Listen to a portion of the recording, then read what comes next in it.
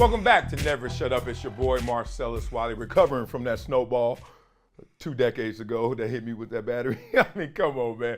That was wild. Oh, man, speaking of wild, this topic is kind of wild as well. I know this is some barbershop talk.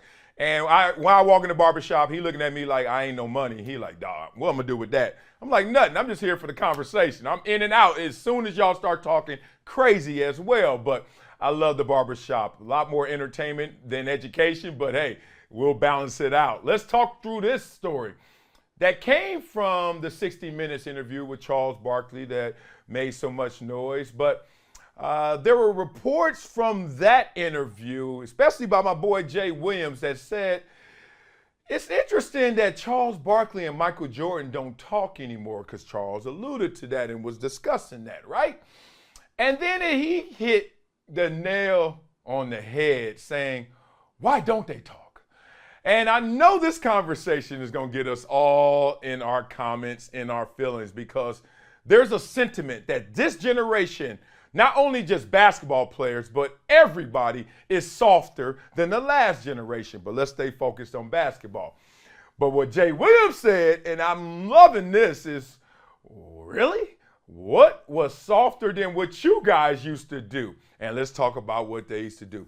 Anybody know why Michael Jordan and Charles Barkley don't talk anymore? Well, it's reportedly because Charles Barkley, doing his job, criticized his friend Michael Jordan on how he was being an owner for the Charlotte Hornets, right?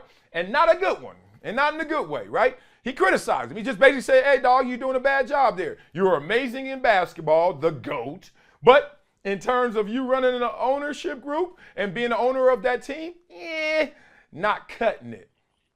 You would think your friend will understand that and respect that, but obviously they didn't. They had a little back and forth, got on the phone one time. I think Jordan cursed him out, and that was it. To Jay Williams' point, he said, what's softer than two great basketball players and great friends actually never speaking again for like a decade going on plus, because one of them criticized you, just talked about you, just got you in your feelings to the point where you called him, cursed him out, and never spoke to him again. That's pretty soft. Oh, y'all want more evidence? Y'all want more ammunition of the old school when they were, let's say, a little softer than they want to advertise? Do y'all remember when Magic Johnson and the Lakers used to play Isaiah Thomas and the Pistons? Maybe you do, maybe you don't. This is after tape delay, y'all, so y'all should be able to keep up with me and find this in the archives. Before the game, they used to meet like center court and give each other a kiss, like on the cheek, like really a kiss, like mwah, like you my dog, you my boy, mwah. Like they were saying with Baby and Lil Wayne, but a little different. But they were basically saying that, like mwah. You imagine now if you saw two players center court and they kissed each other, what y'all would say? We didn't say much back then. Why didn't we say much? Well, obviously we didn't have any social media. What else? Well, we only had 3 channels, damn it. It's like we were never overexposed to these guys, so the limited time we were exposed to them, we didn't really think that much outside of what we saw. We were so matter of fact. Oh, man, that's his boy. So much that they are giving each other love, and then they're going to go out there and kill each other. That was the narrative that was sold, and that's what we believed when we saw that. But because now of the overexposure of these guys, think about it. You see a guy walking into a game now, he got the purse on or the man bag, whatever the hell they call those things. And then he wearing all these designer clothes, and they got ruffles on them and flowy beads and stuff. And then he just, he fashionista, right? Then he goes out there, warms up, and sees his boy from AAU he ain't seen in a couple months. Oh, what's up, baby? How you living over there? Mwah. What would y'all say? Little different, right? So I think the overexposure gives us more color to exaggerate what these things are. Or back in the days, not even think twice about it, right? What about Jordan? And everybody talking about, oh man, he was such a killer. Yeah, he was on the court, but he also was nicer off the court. He used to have the gambling sessions, the parties and hanging. Who you think he was gambling and partying with when he went on the road? The other team.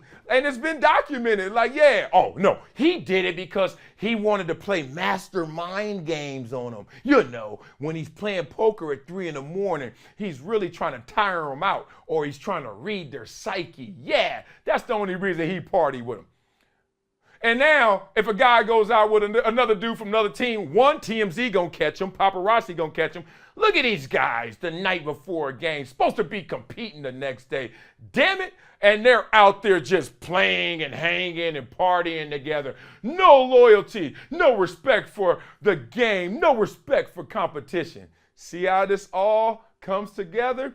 Back in those days, those dudes, man, they used to do the same damn thing, if not more, because there was less to cover and there was less to get them caught up. So they were able to control the narrative much greater than these athletes can today.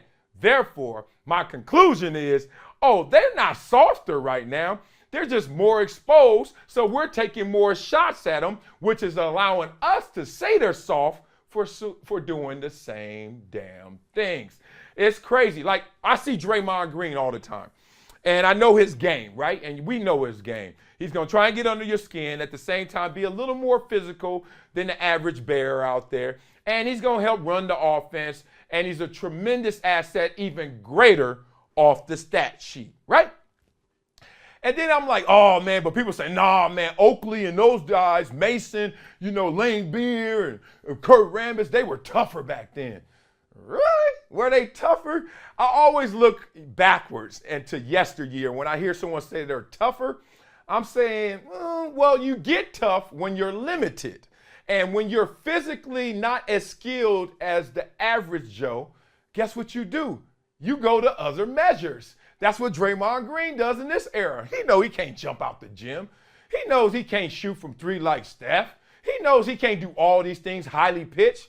But add a little of that hot sauce, my mindset, my heart, and now I'm a tough guy of this era. That's what those dudes were doing back then. They couldn't run the point. They couldn't do all those things. They couldn't shoot out the gym, right? So they start being tough as well. Y'all starting to see this for what it is? Tomato, but they both are the damn same. So next time you start clowning this generation, just make sure while you got your Jordan suit on and your J's on, that you're not just being biased, not just being a homer to your generation.